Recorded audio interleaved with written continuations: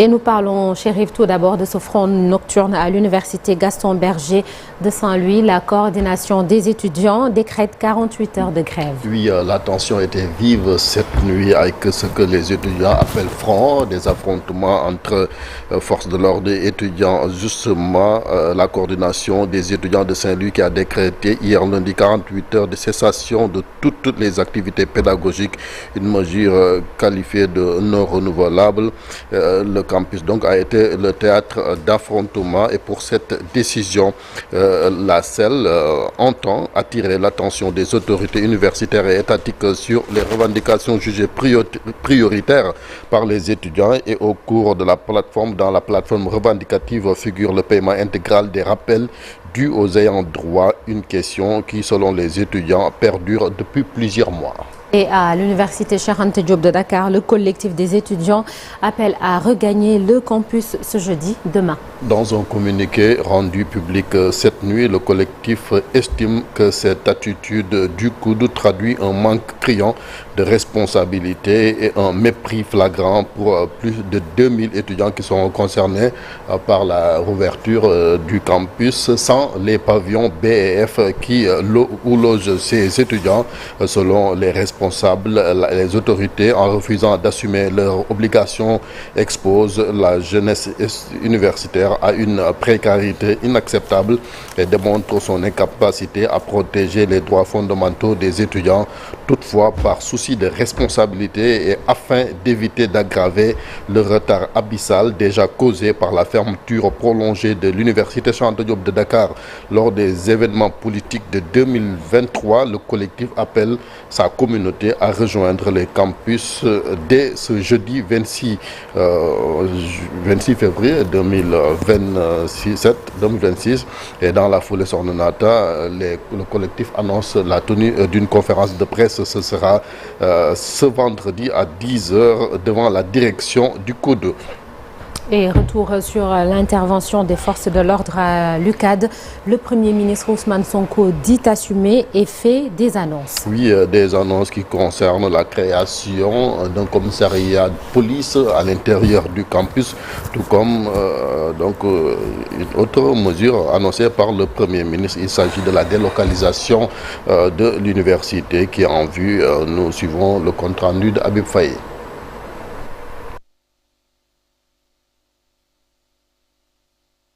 À l'Assemblée nationale ce mardi, Ousmane Sonko a pris la parole dans un contexte particulièrement tendu, marqué par la mort de l'étudiant Abdoulaye Ba. Ferme dans le ton, le chef du gouvernement a exprimé ses regrets, tout en affirmant avoir donné des instructions claires pour renforcer la sécurité sur les campus universitaires. Pour lui, l'État doit rétablir l'ordre et garantir la protection des étudiants.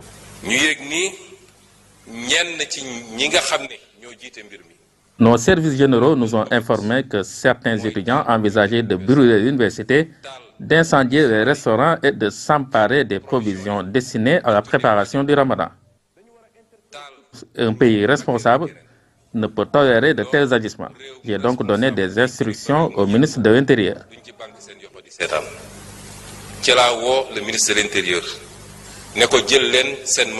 Interpellé par les députés, le Premier ministre est également revenu sur la polémique autour de l'homosexualité, un sujet qui agite l'opinion publique ces derniers jours. Il assure que le gouvernement prendra ses responsabilités dans le respect des lois en vigueur et des valeurs du pays. Saisir moi-même le président de l'Assemblée nationale pour transmettre le projet de loi. C'est le premier projet de loi que je porte moi-même et je l'assume. J'ai saisi le président de l'Assemblée nationale afin de lui transmettre personnellement le projet de loi. La question de la criminalisation de l'homosexualité ne peut être débattue avec ceux que ce sujet n'intéressait pas auparavant. Ceux qui en avaient la responsabilité et ne l'ont pas fait hier n'ont pas le droit d'en parler aujourd'hui. Je tiens également à féliciter les organisations qui luttent contre l'homosexualité. Autre moment fort de son intervention, la publication des dossiers médicaux de certains détenus impliqués dans cette affaire. Ousmane Sonko dénonce une atteinte grave à la dignité humaine et promet des sanctions contre toute violation des droits individuels. Ce qui se passe dans ce pays n'est pas juste. Publier le statut sérologique des détenus est inacceptable. Les familles sont exposées et leurs enfants se retrouvent en danger.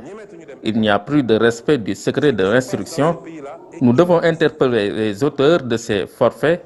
Ils sont en train de détruire des familles. Même si un parent peut être jugé irresponsable, l'enfant, lui, n'a rien demandé. Pourtant, à l'école, il devient souvent victime de discrimination. À ceux qui pensent avoir la prérogative exclusive de parler de ce sujet, je rappelle que nul n'est au-dessus des règles. S'agissant de la sécurité qui avait été attribuée à certains, j'ai ordonné au ministre de l'Intérieur de la rétablir.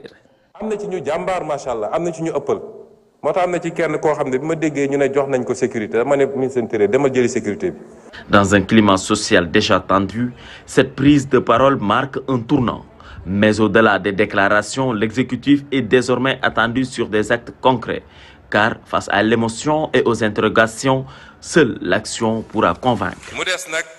Merci beaucoup Habib Faye. Éducation, après le G7, le SADEF déroule à son tour son 7e plan d'action, Chérif. Oui, le SADEF, syndicat autonome pour le développement de l'éducation et de la formation. Ce plan d'action démarre par un débrayage ce mercredi à partir de 9h, suivi d'une grève totale demain jeudi. Les syndicalistes fustigent le dilatoire du gouvernement et exigent l'application immédiate du pacte social. Nous suivons Mbaye Sarr, secrétaire général du SADEF, interrogé par Al-Hassan Ba. Face au dilatoire manifesté par le gouvernement, le SADEF déroule son 7e plan d'action. Ce mercredi par un débrayage à partir de 9h, suivi d'une journée de grève totale le jeudi 26 février sur l'étendue du territoire national. Par ce mot d'ordre, nous exigeons du gouvernement, entre autres, l'application sans délai des décrets modifiés relatifs au statut des enseignants décisionnaires, l'âge de la retraite de tous les enseignants à 65 ans, l'imputation budgétaire aux enseignants décisionnaires qui sont à la retraite, l'arrêt systématique de la surimposition sur les salaires et rappels des enseignants, la réouverture du concours de normaliens instituteurs bloqué depuis 2014 de manière injuste et qui handicape sérieusement les instituteurs dans l'évolution de leur carrière, tout comme la fin des lenteurs et lourdeurs administratives qui handicapent sérieusement les enseignants, surtout les contractuels qui peinent soit à disposer de leur arrêté d'admission définitive de CAP ou de CEAP ou de leur acte d'intégration. Pour toutes ces questions et pour tant d'autres encore, nous demandons à tous les enseignants, où qu'ils se trouvent, du préscolaire au moyen secondaire en passant par l'élémentaire, de suivre massivement ce mot d'ordre. Le gouvernement, à travers les ministres du budget et de la fonction publique, a réagi à la radicalisation des syndicats d'enseignants. Hier, lors du passage du Premier ministre à l'Assemblée nationale, ces deux ministres ont abordé les points concernant la surimposition des rappels, tout comme la numérisation des actes administratifs compte rendu à Aminata Mbaré Sow. Le Premier ministre, face aux députés, la question de la grève des enseignants est revenue. Sur la préoccupation relative à une surimposition sur les rappels, le ministre des Finances répond ceci. Je puis vous assurer que sur le rappel des enseignants, il n'y a pas de surimposition. Il y avait une surimposition à l'époque. Parce que des revenus constitués sur plusieurs années. Nous faisons sur une année. Et on applique l'imposition sur cette année-là. On a considéré que c'était une injustice et qu'il fallait corriger. La correction a été opérée. Les revenus constitués par des rappels ne sont plus imposés sur une année, mais plutôt sur une période maximale de 4 ans. La lenteur des actes administratifs, autre débat soulevé à l'hémicycle, extrait. Oui, lenteur administrative. On a digitalisé toutes les procédures des actes. Aujourd'hui. On nous parle de lenteur administrative. Il y a des députés qui étaient enseignants dans la salle. Cette question a été réglée. Nous avons digitalisé tous les services pour l'obtention des actes et autres demandes. Aujourd'hui, nous avons même mis en place une application e-carrière pour permettre aux enseignants de suivre leur avancement. La possibilité de le télécharger et de le déplacer. Ces réponses des ministres interviennent au moment où le groupe des 7 entame son 5e plan d'action, débrayage, grève générale au menu, un plan d'action pour appeler le gouvernement au respect de ses engagements, des engagements relatifs entre autres à un alignement salarial, mais également à la résolution des lenteurs administratives constatées. Merci Aminata Mbaresso. Exercice illégal de la médecine en cabinet médical démantelé. 3 individus ont été interpellés. Interpellés par la brigade de recherche de la gendarmerie de Dakar qui a procédé à cette interpellation. Ils sont poursuivis pour association de malfaiteurs, exercice illégal de la médecine et mise en danger de la vie d'autrui. En effet, selon communiqué de la gendarmerie, suite à l'exploitation de renseignements faisant état de l'existence d'un cabinet tenu par des ressortissants étrangers exerçant illégalement la médecine au centre-ville de Dakar. Une enquête a été ouverte sur la véracité des faits signalés.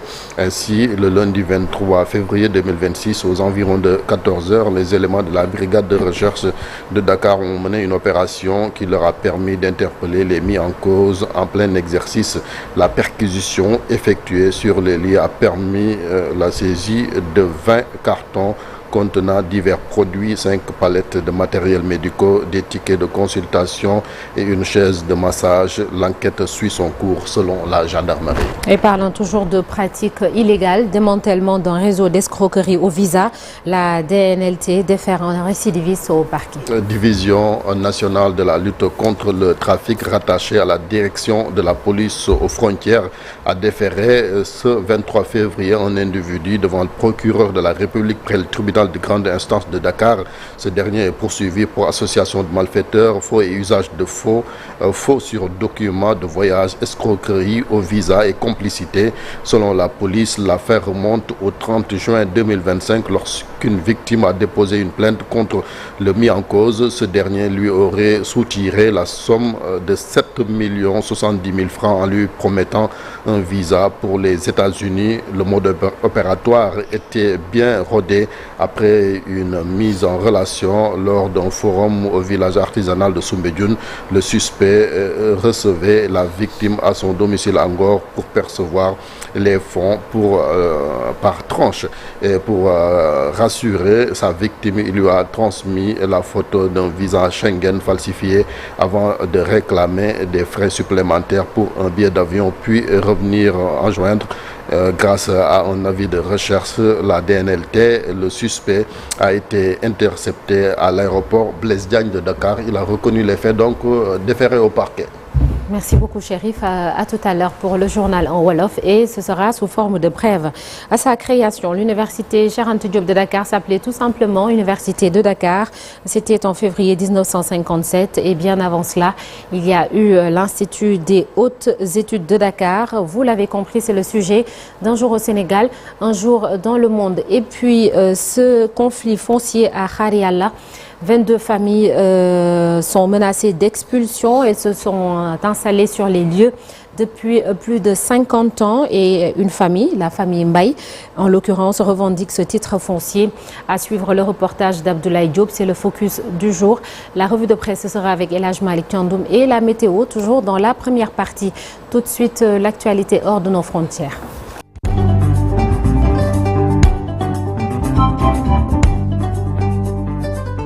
Avec Kia, République démocratique du Congo.